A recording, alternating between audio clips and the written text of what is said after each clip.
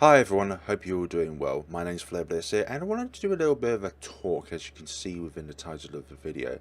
Firstly and first foremost, hope you all have a very wonderful Christmas. It's December the 19th as I'm recording this video, and to be honest, it's a bit hit and miss this year.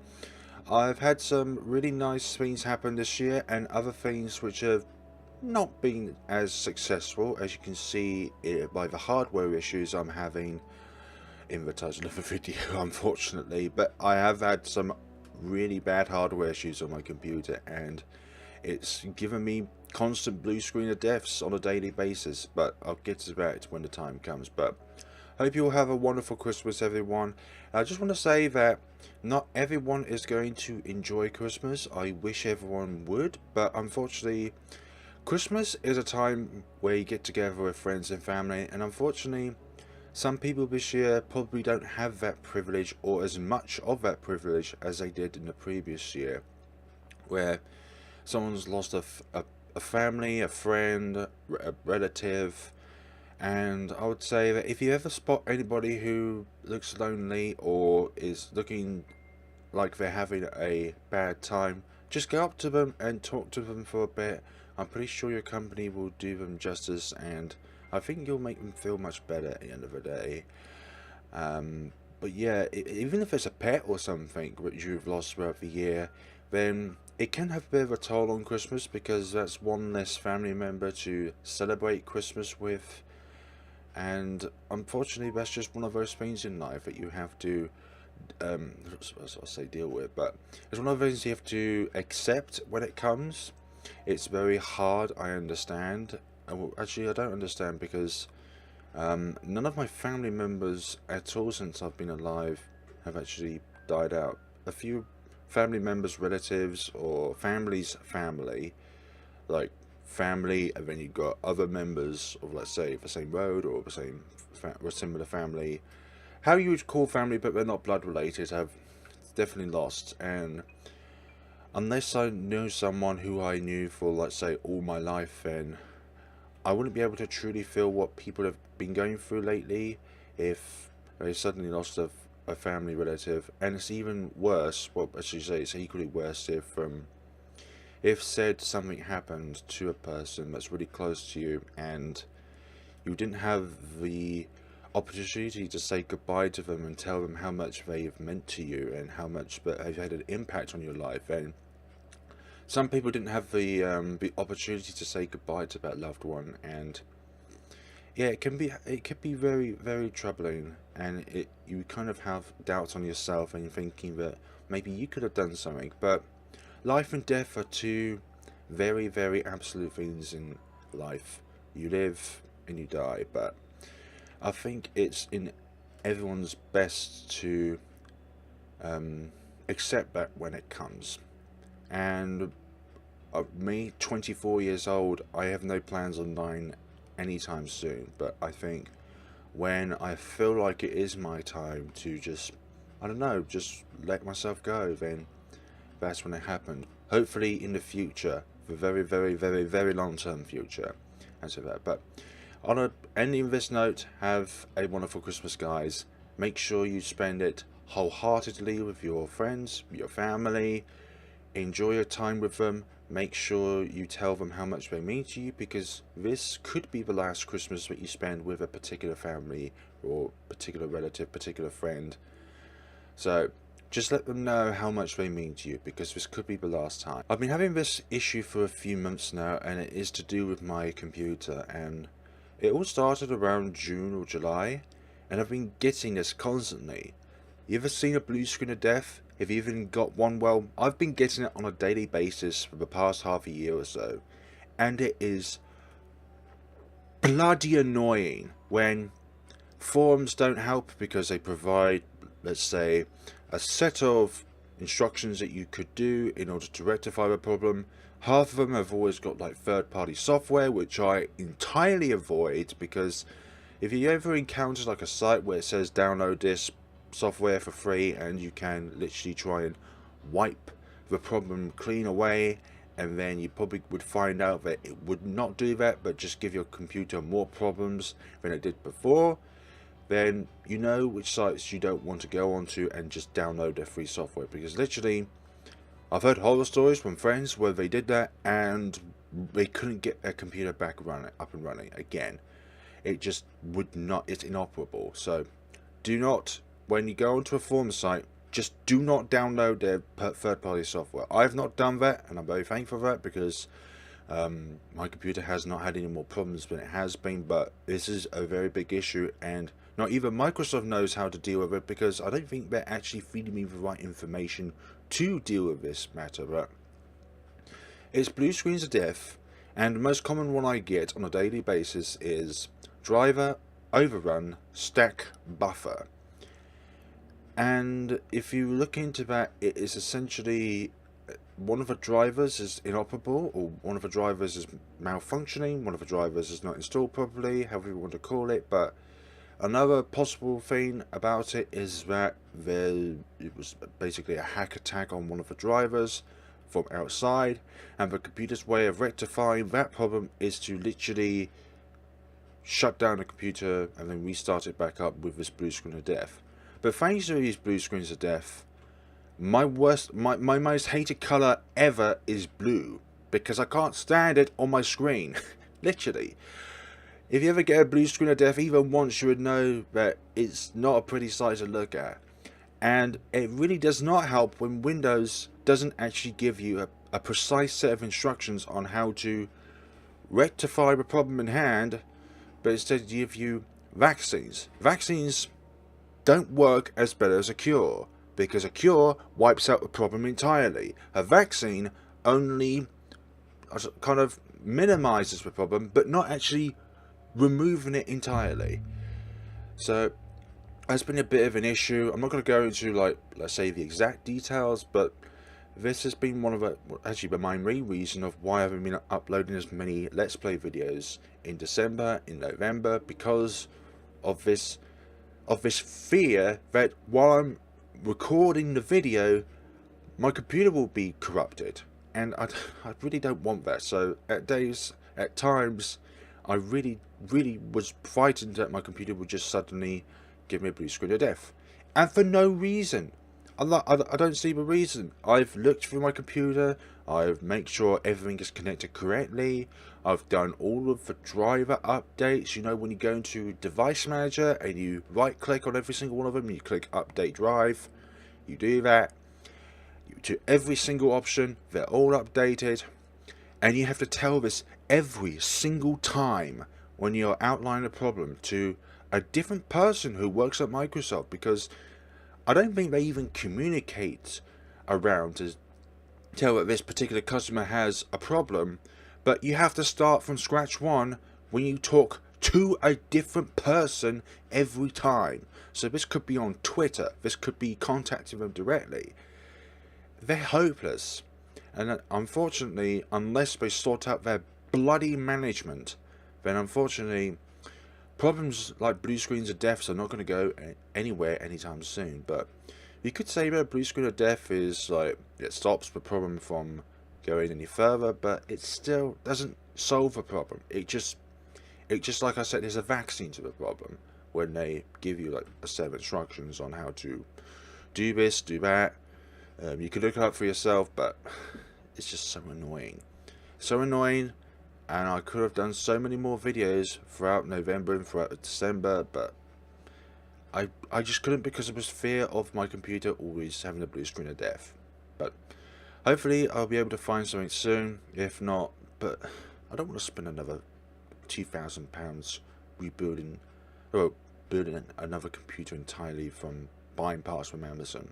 That's literally how I put my computer together, just by buying parts off Amazon. The only thing I did not take into account is the case size has to be a specific size for a certain motherboard. But if the graphics card ends up being too large for the motherboard in the case, then well, you just wasted a couple of £100. But in that note, try and buy everything as quickly as possible, just so that when you're going through the process of trying to return it to Amazon, then you can actually do it within the date in which it actually gives you. Otherwise, you're not going to have that option of returning it back to there and getting a smaller graphics card, which allows you to do that. Because that's the only thing you actually need to look out for, is the graphics card and the central processing unit's cooling fan, because that is almost too big for my computer. But my problem's to deal with, unfortunately, but it is a bit of an annoying issue because I could have done so many more videos this half a year in 27. Last one I want to talk about is my channel in particular for this year, because I think, as you probably noticed, particularly around the time when I was recording The Letter, the horror visual novel, that my channel has been growing quite dramatically from my perspective, and it's now, I can't quite remember, but it's almost at 1,600 subscribers, which for me is something wonderful, because I've always had a trouble trying to speak my mind out. I have a bad problem of trying to keep a conversation going and trying to maintain that conversation throughout the time, and when in a conversation, most of the times it always starts and ends with, like, say, an introduction, like, how are you, how's the weather, how's the child doing, how's anything.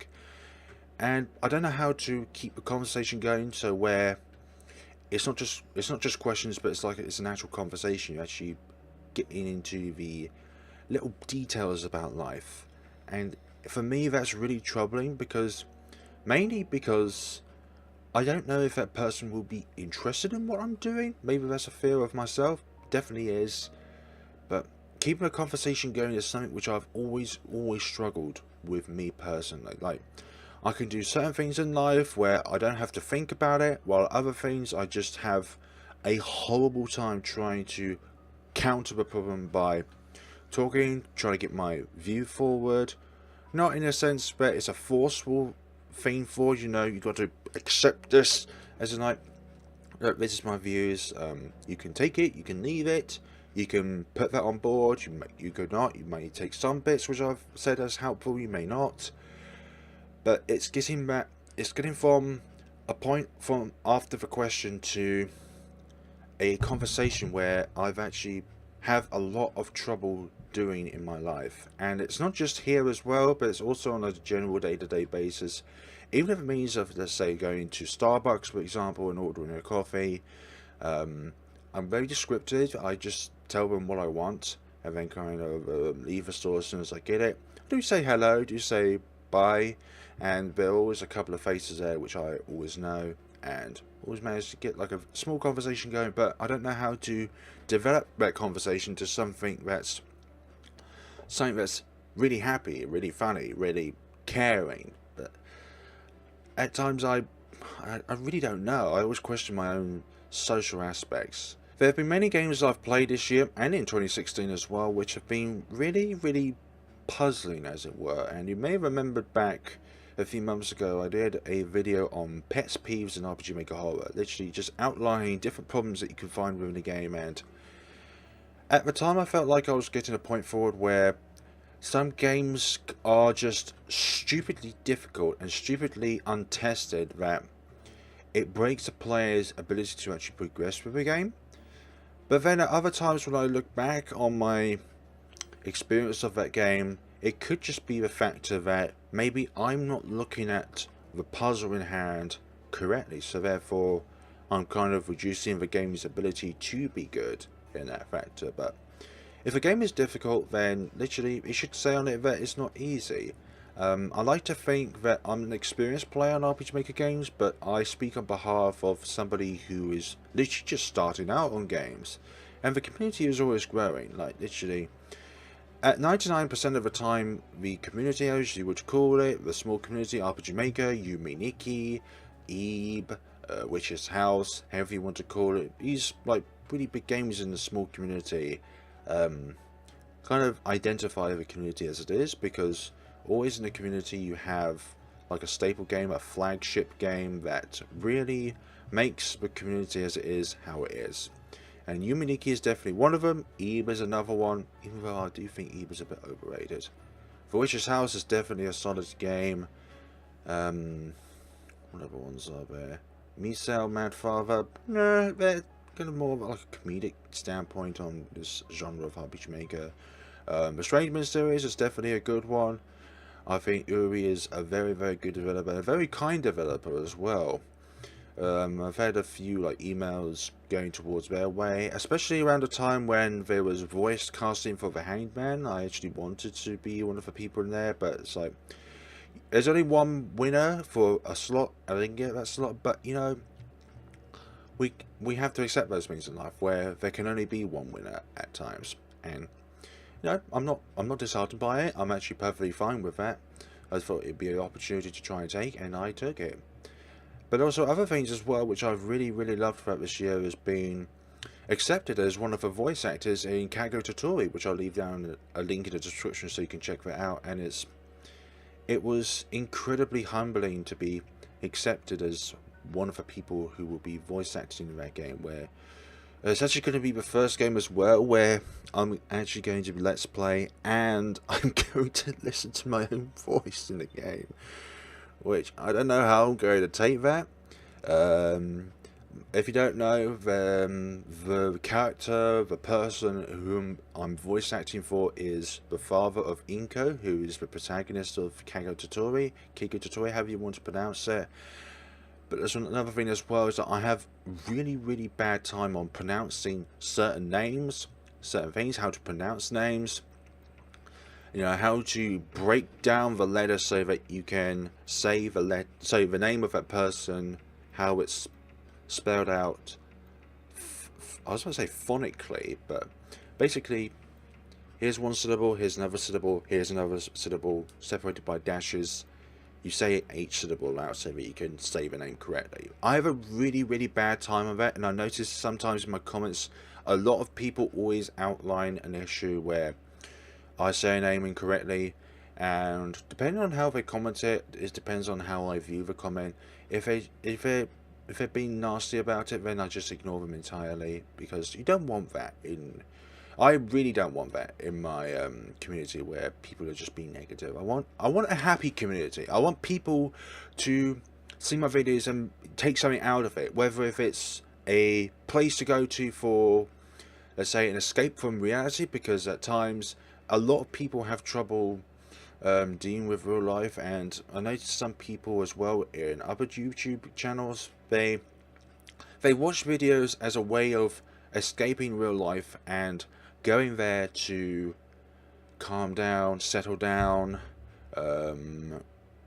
relax for the day, relax for the evening. And I find that incredibly humbling when anybody, even if it's just one person who watches my video, it's nice a feeling to be appreciated for the work that you put into.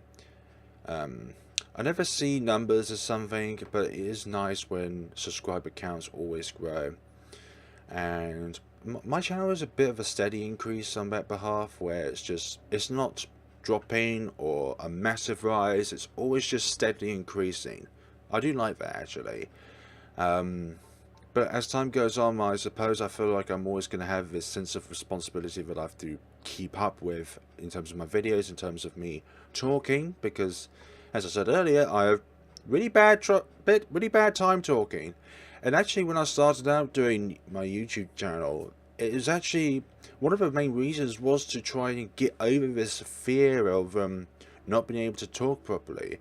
If you don't know, then I have autism, and it affects me in the ways that it affects my ability to keep a conversation going. Yes, but it's also to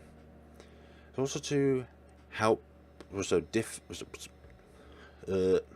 It affects me now, actually, as you can see. It affects me in order to put words into mouth, onto microphone, as it were.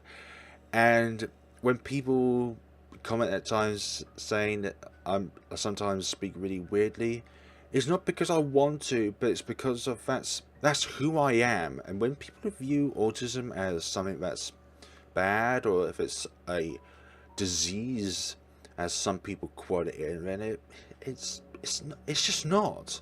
It's a part of who you are. If you have autism, if you have dyspraxia, if you have dyslexia, if you have any sort of learning difficulty, or as well as that, a physical difficulty as well, it's not something that you should be disappointed with. It's not something that you should let it hold you back on. It should be something that you should be proud with, because there are going to be areas in life where you will exceed at, and it will be also, it could be untapped potential which you have yet to witness. I know somebody within the opportunity community in itself that's got a disability or two, and their work is incredible. I'll give you a subtle hint. It's the developer of Prom Dreams, and they're incredibly nice. I recommend checking them out.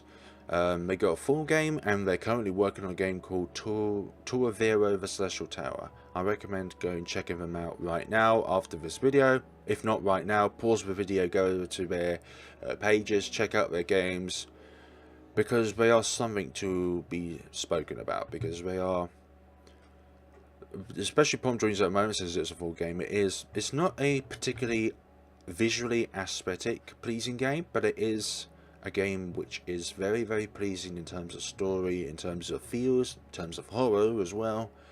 But yeah, definitely check it out when you have the chance. And there have been a few hit and misses within the community this year. I'm not going to mention, actually I'm only going to mention one particular thing that's happened this year, but there have been a few different events that have happened this year, and a little bit hit and miss, I must admit, but there is one that I would like to talk about right now, and it's one that's actually quite recent as well, and it's something to do with the speed in which a particular game is being translated. I think you know which game that is if you follow them up on Tumblr, if you follow them up on RPG Maker, or what is another page? Twitter. Don't think they use Facebook. Definitely not YouTube. But you get the gist of it, and you probably know which game I'm talking about, because it's something which I think is both distressing, and it's also something that you can learn from as well if you're making a game for yourself. And that incredibly humbles me when new developers come into the community. I don't say new developers, but people who have just started making their own game, and they say that I'm one of the reasons why they're making their own game, and that's so heart touching. That's so heartwarming when people say that I'm some influence for them to make their own game, and it's really nice. It's really nice to see your hard work has had an influence on someone, and it's had a positive influence on someone. And there's a thing with like Let's Play videos, that it's not always supposed to be joy, but you're also supposed to learn something from it, whether if it's positive or if it's something which makes you really think to yourself about life. But it's alive. It's a game. It's fictional. How can it possibly be related to life? It's not what's in it. It's what you can take out of it. That's real. But yeah, in the community so far, it's actually calmed down now. But at one point, Aria Story, the page over on Tumblr, have been hit with some really nasty anonymous messages, and I think the situation could have been handled much betterly if the anonymous people chose their words more carefully, because some of them have been blunt, some have been rude, not just to the developer of Aria Story, but also to the lovely translation team as well. And it's quite disheartening to see a lovely project being literally broken down because of these anonymous people who just love to type on their computer and just say nasty things and think no repercussions will come out from it. And for me, as a content creator myself, regardless of what it is, whether if you make videos, whether if you make music, whether you make a game, whether you're a digital artist, whether you're a more traditional artist, it doesn't matter what kind of field you are in, you're going to encounter at some point where people will try and demoralize you. And it's inevitable that that will happen.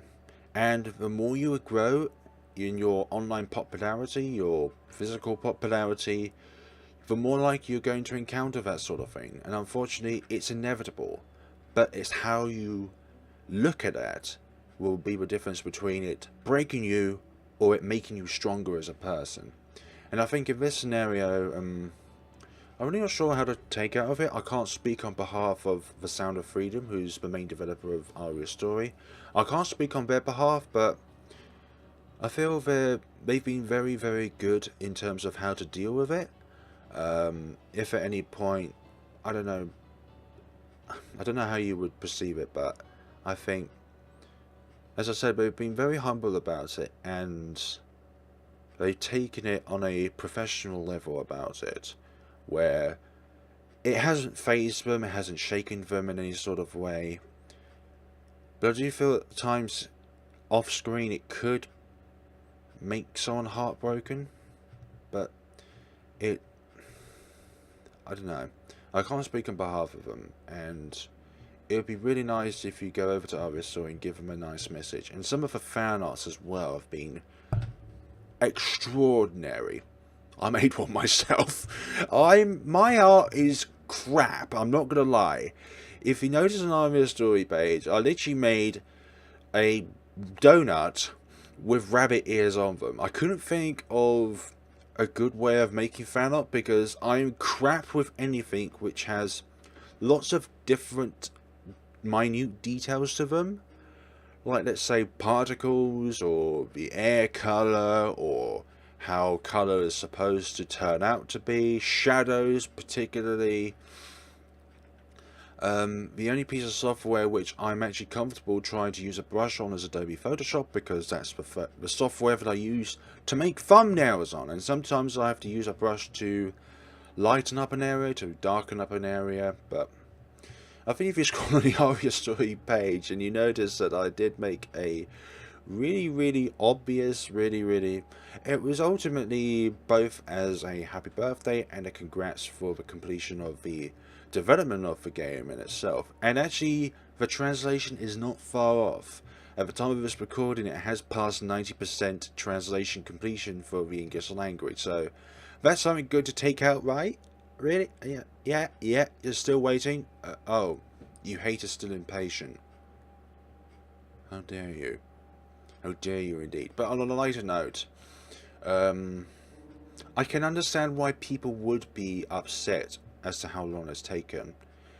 I'm actually going to talk, let's say, a devil's advocate, and I don't want this to upset anyone, but there are at times where if you're waiting for something to happen and it seems like it's taking much longer than it should be, then I kind of have a bit of an understanding as to why some people would be angry. But what I don't agree with is how people go about being angry. Put forward questions as to, I don't know, just be kind to them. Just tell them as to be like, well, is everyone okay? Is everyone getting along? Is the translation going okay? I'm a little concerned, and I would just like to see how everyone's doing. I hope the translation's going well. I would like an update, please. And recently there have been a lot of updates to the translation, as you see, from 50%, 60%, 70%, 80%, 90%. But talking devil's advocate here, I understand why people would be upset. But at the same time, which I'm personally more on the side on, is that if you understand everything that goes on within a translation for a game, translating it from one language to another language. I've never translated a game before, primarily because I can only speak English at this point in time. And I say that at this point in time. I want to learn Japanese at some point, and Spanish. But I would see it as a very complicated process, because not only do you have to translate it from, in this example, Spanish to English, but it's also got to make sense with the story of the game. And if it doesn't make sense in terms of its words and how the game converges and diverges throughout the story, then, well, Would you rather have the game to be released quickly and the translation being not correct, being, well, having grammar mistakes, spelling mistakes, it not making any sense? Or would you rather wait for something a bit longer, a few months longer, and it has text and the story makes sense and it's actually been fine-tuned, it's been polished, it's been... Imagine a table that's, well, it's been polished. You would know that the game, sorry, the table, in this example, you know that the table has not just been put together, but it's been taken care for, it's been given the full 360 overview of quality, it's been fine-tuned, it's been polished, it's been however you want to call it that relates to a table. And you know that when you walk into, let's say, a bed shop, you would know that that table that you see in front of you, you know that that table has been taken care of really well, and also has a really big price tag on it because of the quality that's gone behind the craftsmanship. Almost said a rude word there. The craftsmanship of making the table and ensuring that the table stays at the quality that it is. Even if it's 10 years after the table's been made, you would know that both the carers of the table have taken care of it, and the craftsmanship behind that table is very, very good. I know it's not in relation to our story, but you can see that the quality control of the project is the same, has the same kind of emotional meaning behind it as it would be for other things. You can say that it's a game, you can say that it is a piece of art. The emotions and the care behind it is still the same. It's just the process that is different, but the feels and the quality behind it are still the same. Regardless if it's an engineering career, regardless if it's a computing career, whether if it's architecture, whether if it's any sort of area, the care behind making something good, something caring, something great, something long-lasting, the emotions that go behind the creation of it from start to finish is similar. The exact details are different, definitely, but the emotions behind it is still something you can relate to regardless of whatever you go into. And with Aria's story, it's definitely had care behind it. Care behind it in terms of the translators, in terms of how the game's been run. I would rather call it a thorough translation of the game rather than just a translation that goes off. I'd understand that if it's a paid project, then obviously the translation work would be well put into place more quickly, but since it's a free project, it's not being paid to make, it's more of a passion behind it rather than a product to sell. And that's what one thing that's lacking most nowadays in the game industry is the passion behind making a game. It's not always, well, it's not at all, it's not just about making a profit, but it's also the fun out of it. And I think if you apply both the fun factor and the risk factor and making something together, it's not just, it's stress, I've got to put something out there real quick, so therefore I'll just type a few codes in and that's it, that's a game, done. Or microtransactions if you rely on that. Thank you, EA. But if you put a lot of care behind it, a lot of passion behind making your game, then regardless if it turns out to be good, if it turns out to be bad, then if you enjoy making the game, then that's what I would believe is how it should be. It should be one of those things where you have a love behind it, you have something which you gain out of it at the end of the day. Every single computer crash, every single success, every single struggle, it's not always about what you play at the end of the day, but for the developers, well, or brackets developers, it's not just about the end product. It's not just about brainstorming the ideas onto paper to come up with an idea of how you want the game to be, but it's also the making of the game. It's about the struggles and the be endless nights for some people. I know I'm a university student at one point. I know what endless nights feel like when it comes to completing assignment work, coursework, exam revising. At times, it can feel like that you're backed up to a wall. It can feel like that you're going to struggle. You're not going to succeed. But if you put in the effort, if you put in the details, the fine details that separates a good piece of work into a great piece of work, that's what makes the difference. And I do feel like that Aria's story is going to be something special. And I don't know how long it's going to be, but it's definitely going to be either the end of 2017 or the beginning of 2018. Maybe if not February 2018. I don't know, but it's definitely not that far away now, Aria's story. And I just want to let you all know that patience is very important in life.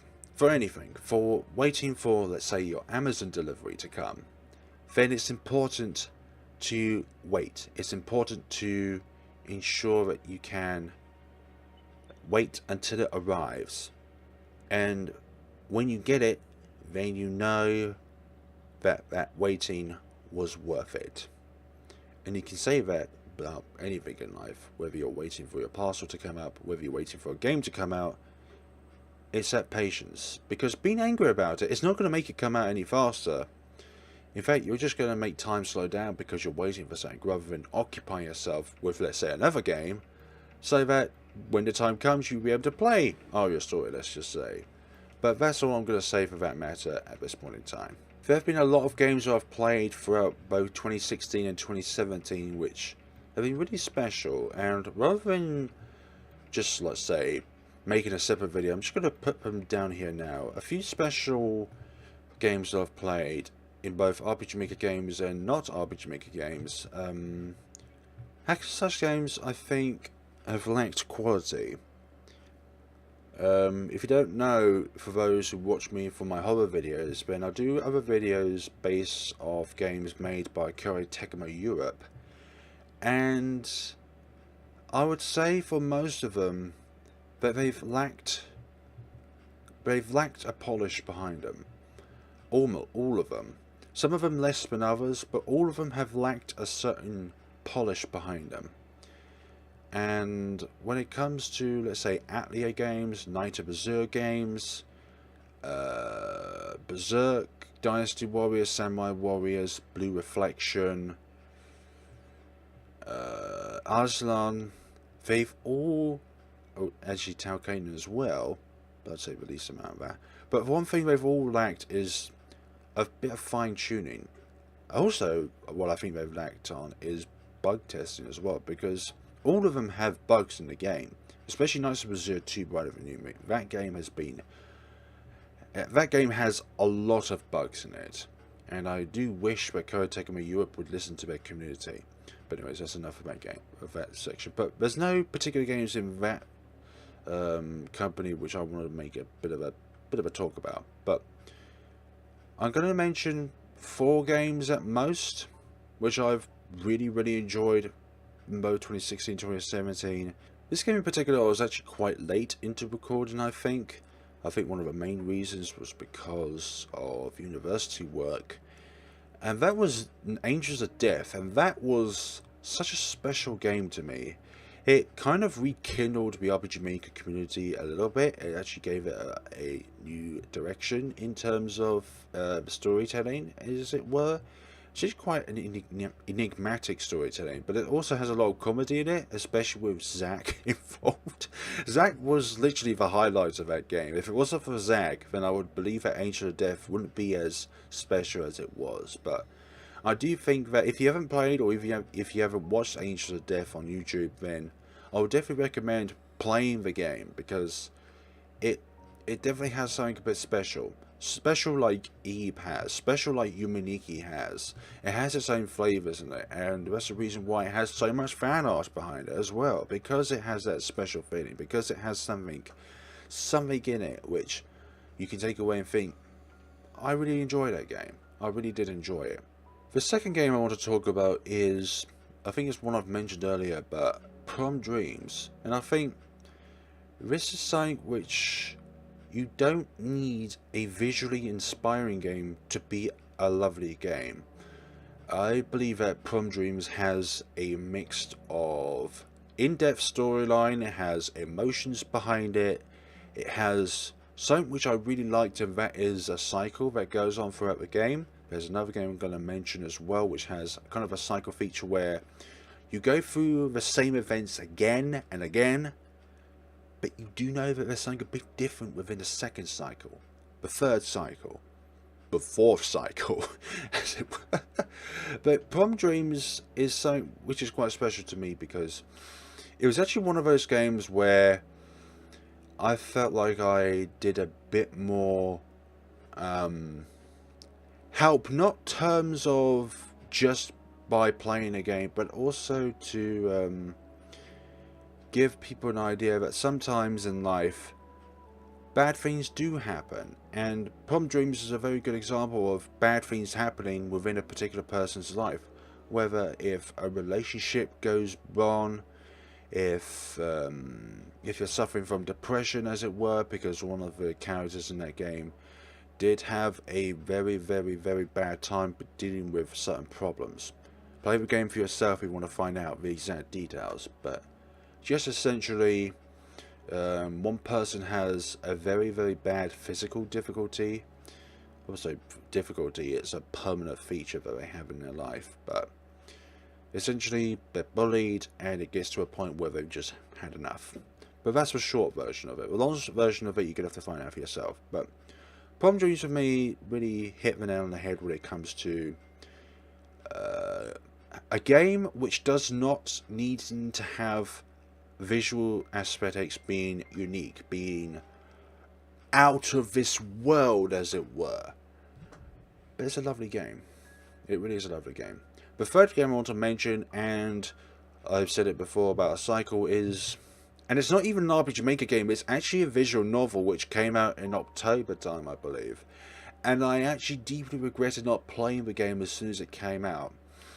And that is Doki Doki Literature Club. For a free game, that was a wonderful adventure to go into.